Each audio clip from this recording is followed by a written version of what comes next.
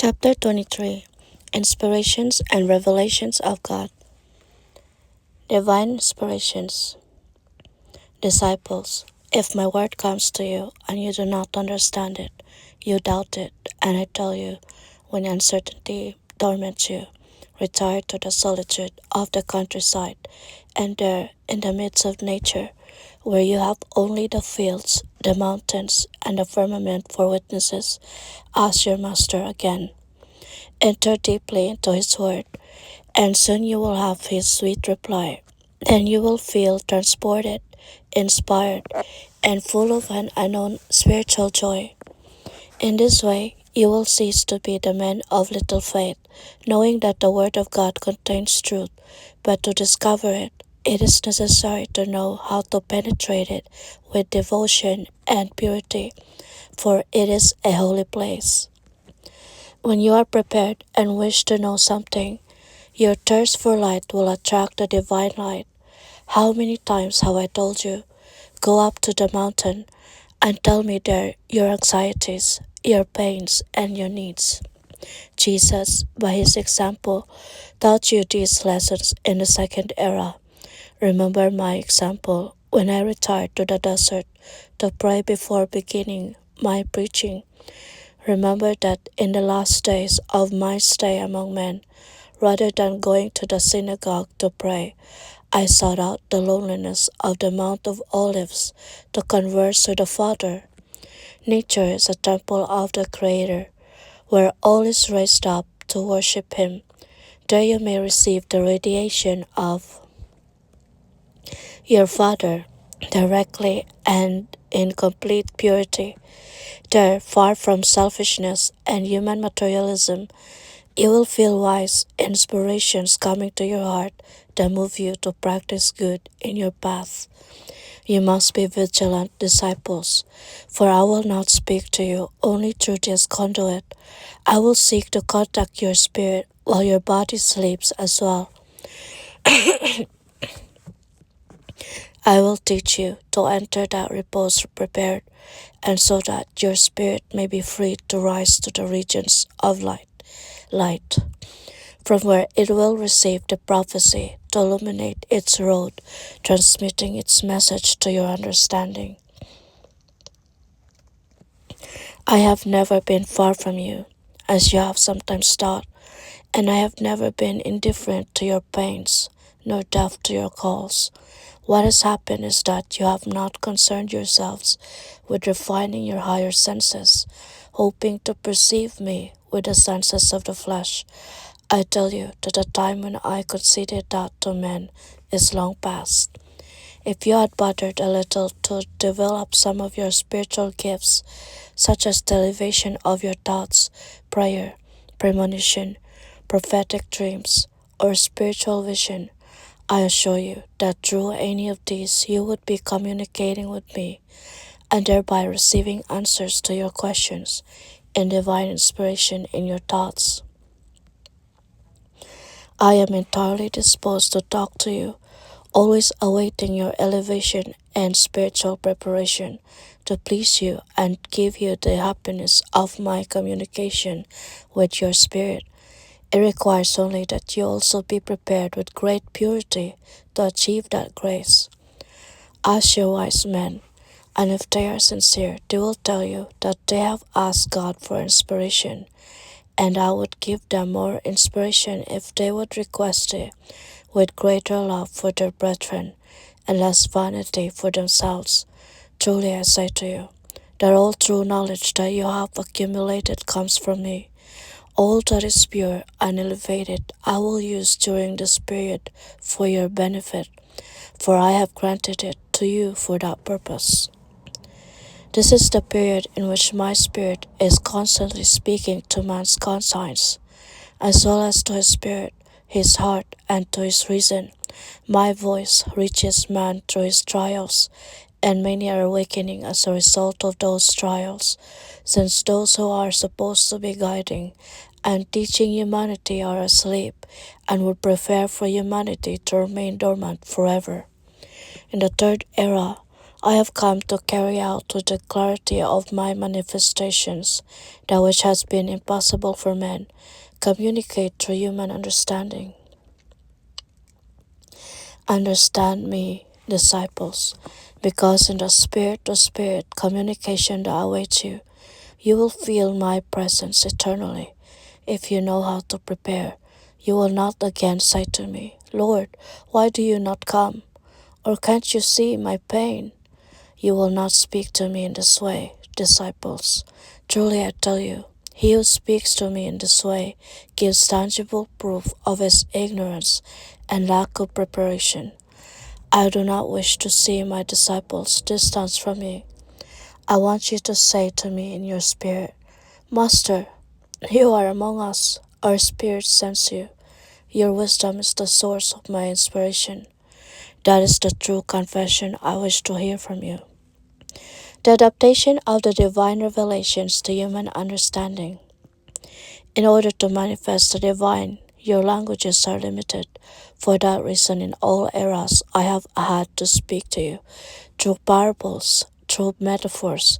But you can see, even by speaking to you thus, you have understood me very little, because you have lacked the necessary will to analyze my manifestations.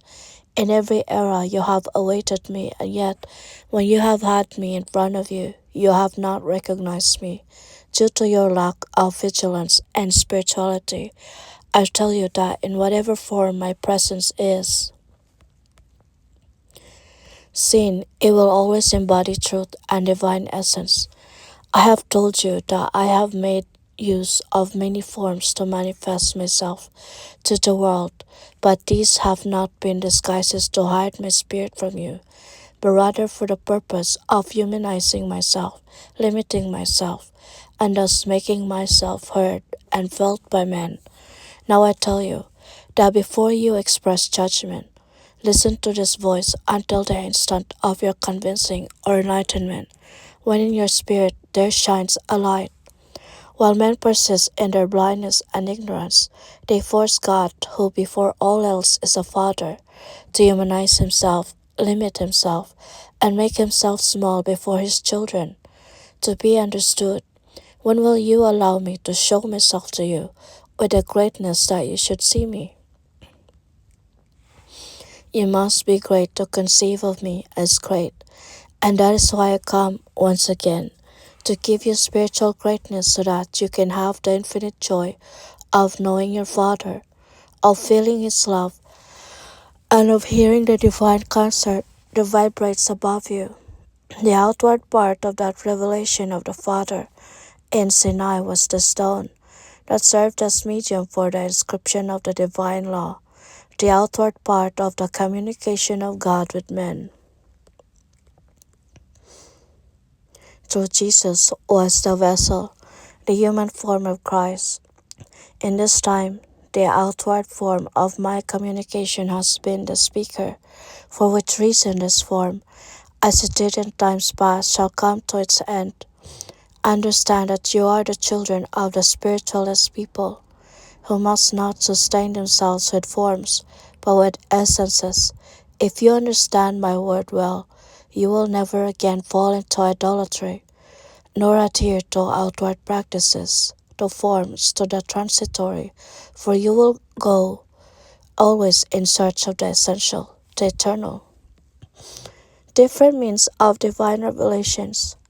Mankind would like to know to have the visit of a new Messiah, who would have saved them from the abyss, or at least to hear the humanized voice of God vibrating in the wind. And I say to you, that it would suffice for you to observe a little, or to withdraw your spirit into meditation, to give it sensitivity, so that you would hear how everything speaks to you. If you think it impossible that the stones speak, I say to you, that not only the stones, but everything that surrounds you speaks to you of your Creator, so that you will awaken from your dreams of grandeur, of pride, and materialism. The illuminated of previous times always beheld rays of brilliance. They always listened to my word. The prophets, the inspired ones, The forerunners, the founders of doctrines of elevated spirituality, have given testimony of hearing voices as if proceeding from clouds, from the mountains, from the wind, or from somewhere which they could not pinpoint, that they heard the voice of God as if proceeding from tongues of fire and in mysterious echoes. Many heard, saw, and felt through their senses, others through their spiritual attributes in a manner similar to what is happening in the Spirit. Truly I say to you, those who received my messages through their corporeal senses interpreted a divine inspiration spiritually, and they did it according to their material and spiritual preparation, and in agreement with the times in which they lived on earth, in a way that is taking place today, with the human instruments whom you call spokesmen or faculties. But I must say to you that during previous times, as well as the present, they have mingled their own ideas, or those which predominated around them, with the purity of the divine revelations, and fully aware of it or not, they have altered the purity and unlimited essence of the truth, which truthfully I say to you, is love in its greatest manifestations.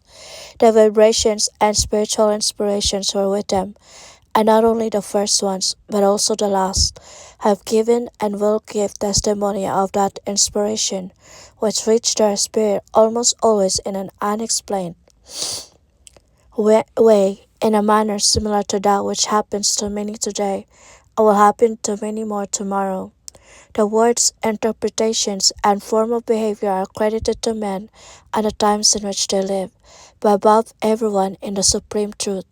From time to time, it becomes necessary for my spirit to manifest itself in a form accessible and comprehensible to your understanding.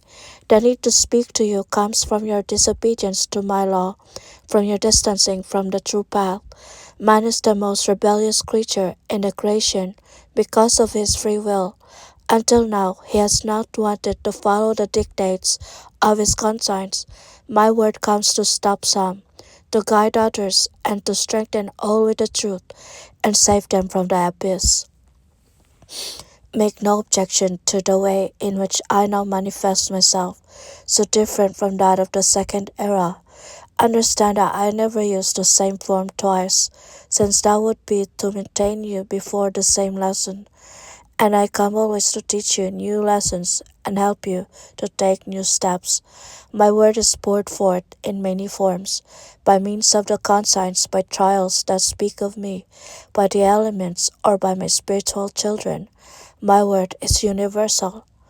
All who prepare shall hear my voice.